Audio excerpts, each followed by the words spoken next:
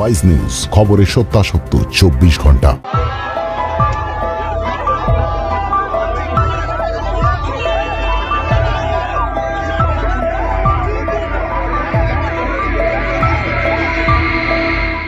সন্দেশখালীর ঘটনার প্রতিবাদে আজ বৃহস্পতিবার বিকেলে হাওড়া পুলিশ কমিশনারেট অফিস ঘেরাও কর্মসূচির ঘোষণা করা হয়েছিল হাওড়া জেলা বিজেপির পক্ষ থেকে।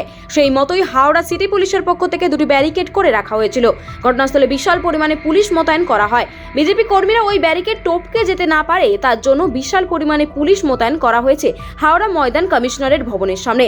সাথে রাখা হয়েছিল জল কামান। বৃহস্পতিবার বিকেলে এই কর্মসূচিতে অসংখ্য বিজেপি কর্মীরা উপস্থিত ছিলেন। তারা ব্যারিকেড ভেঙে দেওয়ার চেষ্টা করেছিলেন, কিন্তু বিশাল পরিমাণ বাহিনী তার মোকাবিলা করতে সক্ষম হয়েছে। বিজেপি কর্মীরা হাতে দলীয় ঝান্ডা নিয়ে বিক্ষোভ দেখাতে থাকে এবং ঝাঁটা হাতে নিয়ে মহিলারা সন্দেশখালীর ঘটনার প্রতিবাদে তীব্র ধিক্কার জানান এবং সেখানে প্রশাসনের ভূমিকা নিয়েও প্রশ্ন তোলেন। এই ঘেরাও কর্মসূচিতে বিজেপি কর্মীদের সাথে পুলিশের ধস্তাধস্তি বাধে।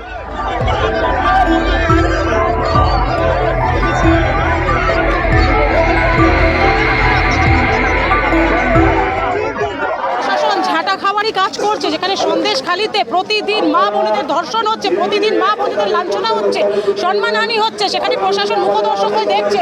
তাই জন্য আজকে মহিলারা বাড়ি থেকে বেরিয়েছে যে এই সরকারকে, এই প্রশাসনকে ঝেঁটিয়ে বিদায় করবে। তাই জন্য তারা আজকে বেরিয়ে পড়েছে আগেতে। পুলিশকে দেখানো হয়েছে না, পুলিশকে বলছে এই ঝাঁটাটা তোমাদেরই যোগ্যতা, কারণ তোমরা যেভাবে কাজ করছো, মানুষ যেভাবে নোংরা পরিষ্কার করে, এরা সেভাবে তৃণমূলের পার্টি অফিস পরিষ্কার করছে। তাই জন্য এদের ঝাঁটাটা গিফট করছিস যে এরা তৃণমূলের পার্টি অফিসটাই পরিষ্কার করুক, এরা মানুষের কাজ করতে পারবে না। তাই জন্য আজকে মহিলারা ঝাঁটা নিয়ে এসেছি আমরা। আপনার নাম আর ডিজিগনেশন? প্রিয়াঙ্কা শর্মা, রাজ্য যুব মোর্চা সহসভানেত্রী।